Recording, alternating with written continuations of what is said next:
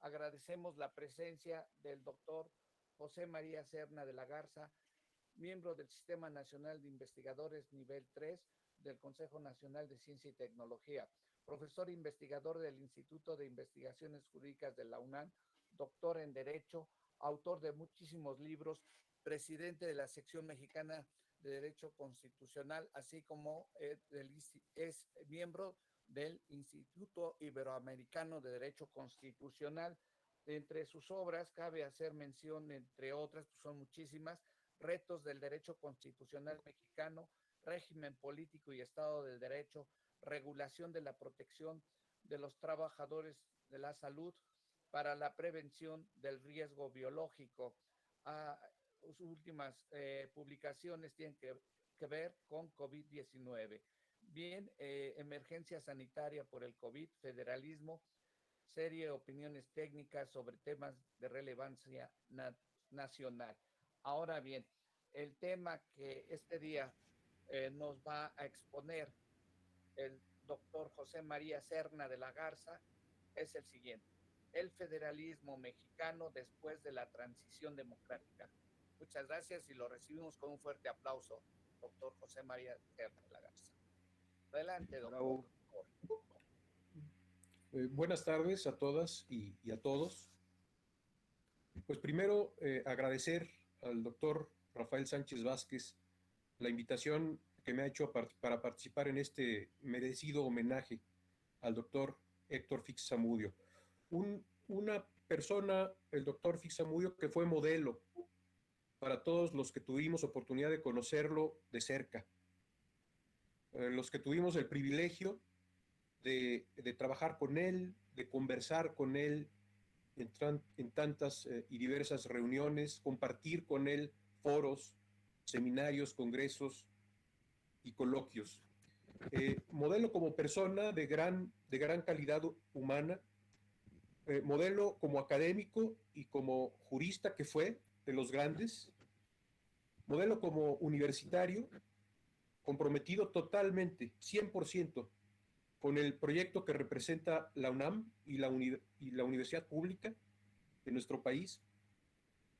Modelo como mexicano, siempre activo y propositivo para contribuir desde su trinchera a resolver los grandes problemas nacionales.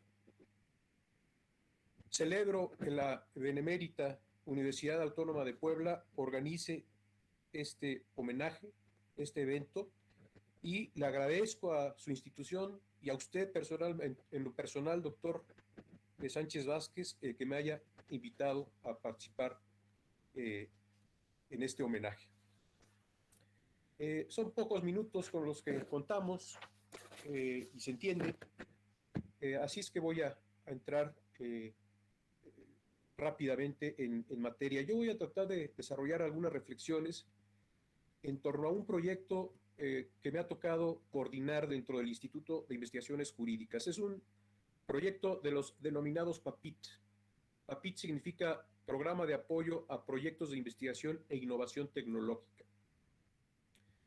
El título o el tema del proyecto PAPIT que coordino es el siguiente: es el federalismo mexicano después de la transición democrática, leyes, políticas y entorno social. De alguna manera voy a hacer una especie como de presentación anticipada de lo que en su momento va a ser un libro que se publicará, yo espero, por allá de marzo del próximo año. Un libro colectivo en el que participamos 14 investigadoras e investigadores. 8 son del Instituto de Investigaciones Jurídicas y 6 son de universidades estatales. Nuestra idea con este proyecto fue también el tratar de consolidar una red de estudios sobre el sistema federal mexicano, una red nacional. Por eso es que invitamos a participar también a profesores y a profesoras de universidades de los estados, de 6 universidades estatales. Lo que nos hemos propuesto hacer en este libro colectivo, en este proyecto, es un análisis crítico de nuestro sistema federal, ¿no? Hacer una especie de diagnóstico. ¿Cuál es la situación de nuestro sistema federal? ¿Cómo se encuentra? ¿Cuál es la problemática actual? y no nada más hacer un diagnóstico, sino en la medida de lo posible tratar de hacer una serie de propuestas para que tengamos una evolución de nuestro sistema federal menos centralista, más ordenada y más coherente. Entonces, lo que voy a hacer muy brevemente es describir pues, algunos de los temas que se abordan a lo largo de esta investigación o de este proyecto colectivo. En primer lugar, tenemos tres capítulos que nos dan una visión teórica y general sobre la evolución normativa del sistema federal mexicano. Esos tres capítulos los títulos son el sistema jurídico en el marco del federalismo actual. Otro es el fenómeno del federalismo normativo centralmente dirigido. Y el otro es el federalismo a prueba, el centralismo silencioso. En estos tres primeros capítulos se da cuenta de cómo hemos transitado de un sistema federal de modelo dual a un sistema o a un modelo de federalismo de concurrencia, un federalismo de bases de coordinación, un federalismo de sistemas nacionales que ha sido desarrollado legalmente a través de las llamadas leyes generales y aún de las leyes nacionales. Pero fíjense en los títulos, sobre todo de los capítulos 2 y 3. Uno es el fenómeno federalismo normativo centralmente dirigido y el otro se refiere al centralismo silencioso. Yo creo que esos dos títulos dan muy buena cuenta de cómo ha ido evolucionando, en qué sentido ha ido evolucionando nuestro sistema federal, porque efectivamente la federación se ha ido arrogando un poder de dirección en muchas materias, sobre todo a través de las llamadas facultades concurrentes que se han desarrollado, como ya lo dije, a través de leyes generales. Esa es como la gran tendencia de nuestro sistema federal. Lo cual llama la atención lo que es el significado de las facultades concurrentes, porque se da una situación única en México en comparación con otros sistemas federales que existen en el mundo. Una situación única porque la distribución de competencias, en el caso mexicano, hablando de las facultades concurrentes, no se da ya en la Constitución, sino que se da a través de leyes expedidas por el Congreso de la Unión. Eso es lo que hacen, en esencia, muchas de las leyes generales. Y esto resalta en el mundo de los estudios sobre el Estado federal, porque supuestamente es la Constitución la que debe distribuir competencias y no leyes ordinarias, que eso son finalmente las leyes generales. Luego vienen otros capítulos, un cuarto capítulo, cuyo título es el siguiente: Federalismo multinivel, propuestas para reconstruir el Senado como Cámara de representación territorial. Por más que se diga que el Senado es una cámara, el Senado mexicano es una cámara de representación territorial, eso no sucede en la realidad, ¿no? La retórica política siempre nos ha dicho que en nuestro Senado se representan los estados, pero esto no ocurre en la realidad. Los senadores no obedecen a los impulsos provenientes de sus estados, sino que obedecen a los impulsos provenientes de los dirigentes de los partidos políticos nacionales. Y de esto se da cuenta en este ensayo que estoy mencionando. Y con ello se rompe con un principio estructural básico de los estados federales. Es el principio de participación de los estados en la formación de la voluntad federal. En el caso mexicano, y hay que decirlo, México no está solo en cuanto a este fenómeno que estoy describiendo, es un fenómeno que se presenta en otros estados federales.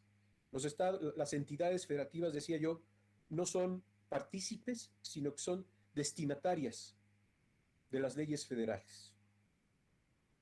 Bien, se hace una propuesta, se analizan una serie de propuestas para remediar o tratar de remediar esta situación. Menciono una de esas propuestas, que es la de sustituir a los senadores de representación proporcional por senadores que sean designados por las legislaturas locales. sea solamente por las legislaturas locales o por las legislaturas locales a propuesta interna de los gobernadores de las entidades federales. Tratar de convertir a estos senadores como correas de transmisión de los gobiernos estatales hacia el Senado federal, ¿no? Como un mecanismo para hacer llegar las perspectivas, las demandas, las preocupaciones de los gobiernos estatales al Senado federal y que de esa manera participen y se tomen en cuenta esas perspectivas en la formación de las leyes federales, ¿no? Esta propuesta, por cierto, no es del todo extraña, así se designaba a los senadores en el mecanismo de la Constitución de 1824, en el mecanismo, digamos, originario de designación de los senadores. Luego viene un capítulo sobre el municipio mexicano, el municipio que es como el eslabón más débil de la estructura federal del país.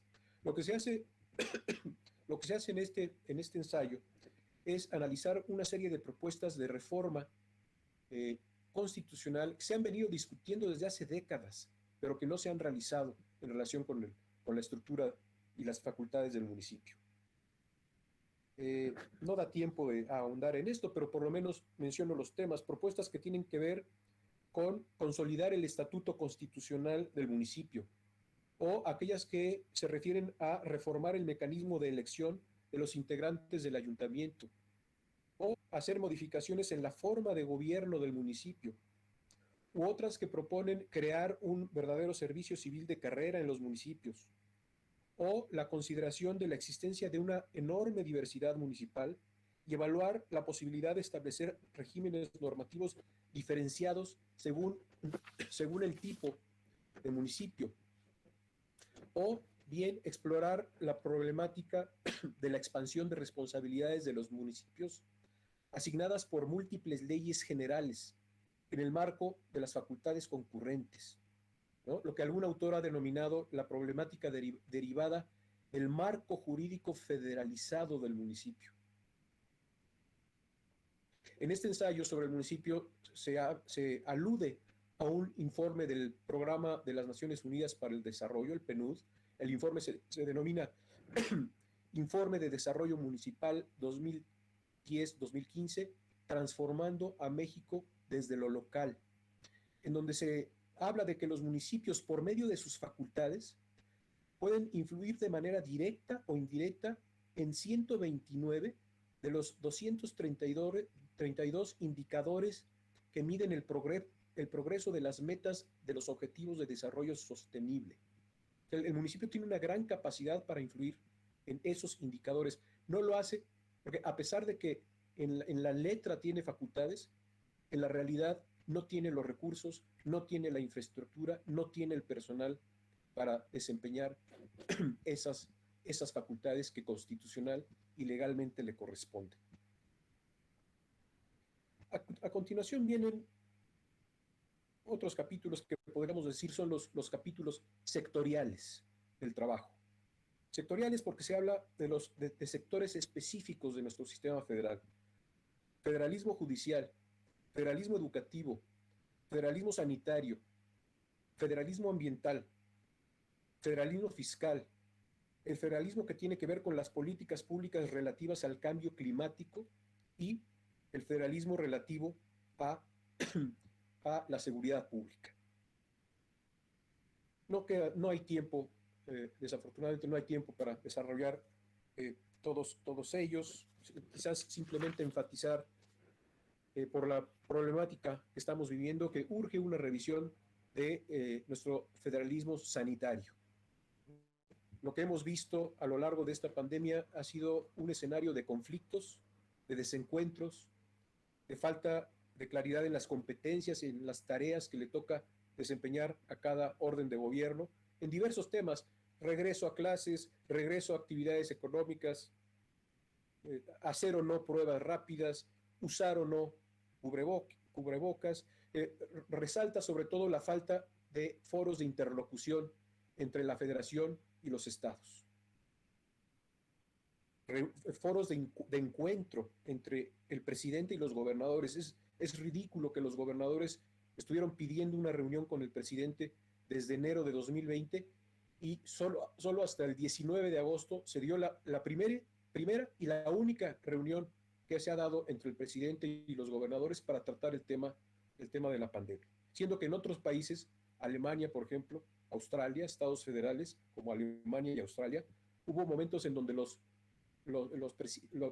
primeros ministros federales y los primeros ministros de los estados se reunían prácticamente diario para evaluar la situación y para consensar políticas para hacer frente a la pandemia.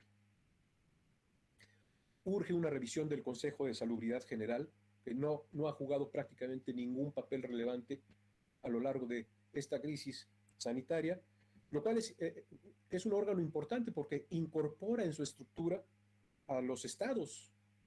En su estructura están incorporados secretarios de salud de las entidades federativas. Y no solo eso, están incorporados expertos. Hay presidentes de las principales academias médicas del país que forman parte de la estructura del Consejo de Salubridad General y hubieran podido hacer aportaciones importantes en la toma de decisiones para atender la pandemia.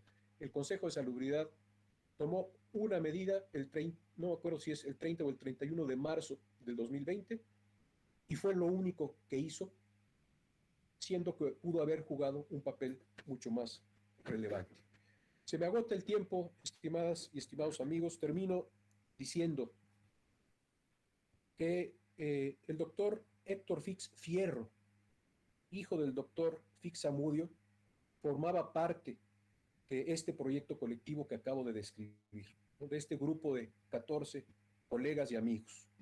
Formó parte de nuestro equipo hasta que partió de este mundo en mayo de 2020. Solo quiero decir que hemos decidido que nuestro libro se lo dedicaremos a nuestro amigo, a nuestro colega, que fue también nuestro jefe, el doctor Héctor Fix Fierro. Muchas gracias por su atención. Muchísimas gracias.